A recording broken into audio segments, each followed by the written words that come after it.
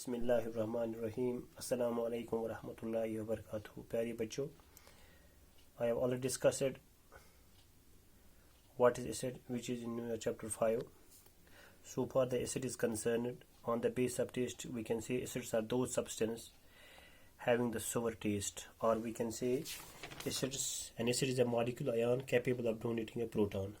जो ये डेफिनेशन है वो हायर स्टैंड जब आप आगे जाओगे वहाँ पे आपको पता चलेगा who can donate electron and who can accept proton. So far your standard is concerned, I have already discussed it a day or a week before. Acids are those substances having the sour taste.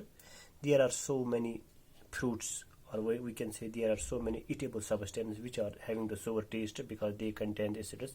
For example, if you will see the taste of grapes, it is sour. Some grapes are sour because it contains the acid which is known as tamarind or tamarind acid. Or we can say if you taste the vinegar, it is also sour, which contains the acid known as acetic acid. There are some orange or lemons which are having the sour taste because they contain the acid which is known as citric acids. In addition to these natural organic acids, there are some acids जो हम non living things पे तैयार करते हैं, जो हम non living things पे by chemical means तैयार करते हैं, उनको हम मिनरल एसिड बोलते हैं. For example there acid which is known as sulphuric acid. इसको हम लेबोरेटरी में तैयार करते हैं. The formula of sulphuric acid is H2SO4. यह सो एसिड यह नॉन लिविंग थिंगों पर हासिल करान. In addition to these acid, in addition to the mineral, in addition to the acids, there are some acids which are prepared from the non-living thing. An acid which is prepared from the mineral, or we can say from the earth, is called mineral acid. Example: sulfuric acid, nitric acid, hydrochloric acid, or phosphoric acid.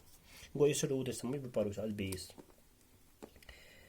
So far the taste is concerned, there are some substances having the bitter taste. Kis substance tam yimon bitter taste yim tsuk asan ch, yim tsuk asan ch. For example, unripe mangoes, agar te wushmut kham am asyo te wushmut tam ch asan bitter taste. Aya soap solution agar te wushmut asyo to throw yi pani zey pet yi ch asan tit, ach asan taste bitter. This soap solution also have a touch which is known as slippery touch. Pani unji pet throw you saban touch asan touch such as a slippery touch which person ach bana pesholi. Sha agar to use soap mein mucho that much acid asan, that acid is called sodium hydroxide. On the base of this acid, this soap having the slippery touch, those substances having the bitter taste and have the slippery touch, those substances are called bases. All these substances do not have sour, or we cannot taste all these substances with the help of tongue because there are some acids which are very harmful. When we put it on our tongue, our tongue will get damaged. Agar suri traw pani zey pet san zey hek noksan vodit. Tel khat tel chat ak special cheese yim se is wucho heko kan cheese cha acid kin kan cha base. Go taste bunyadis pet heko no is suri वुचित कि कह चीज है acid कि कह चीज base के acid तम आसा यम वेरी हार्मफुल च आसान तम हेको न जे पेट त्रयित कि अथ खतर च चीज तथ च वनान इंडिकेटर. शाबाश, इंडिकेटर्स क्या गई यता इंडिकेटर डेफिनेशन इस्तेखाश indicator definition the complex naturally occurring substance which change their color,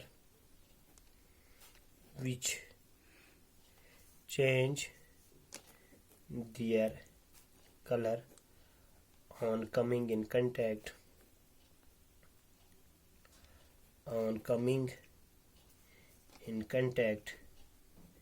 with acids or bases.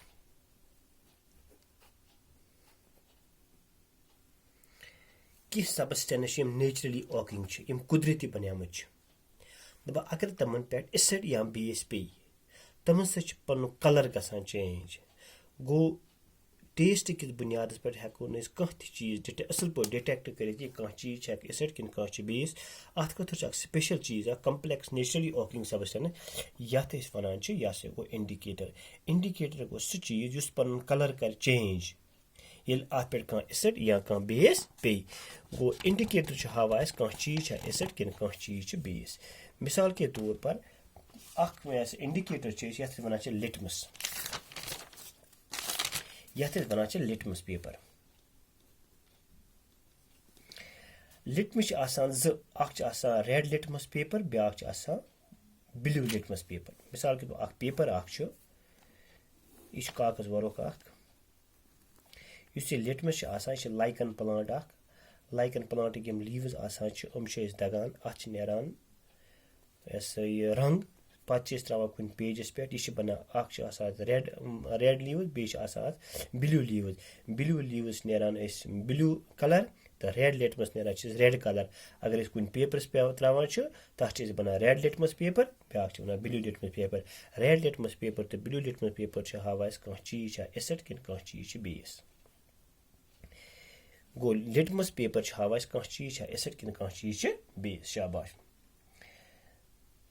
तशु किताब में हुई litmus in the form of solution or in the form of dried paper strip is the most commonly used indicator. The dye is extracted from a lichen plant. Lichen एक plant यम पे ये litmus हासिल करान आज पर इंशाल्लाह युतुई इंशाल्लाह next class तथ पर इंडिकेटर अके वारिया टाइप इंडिकेटर हावान यम हावा चीज एसिड कि चीज बेस माल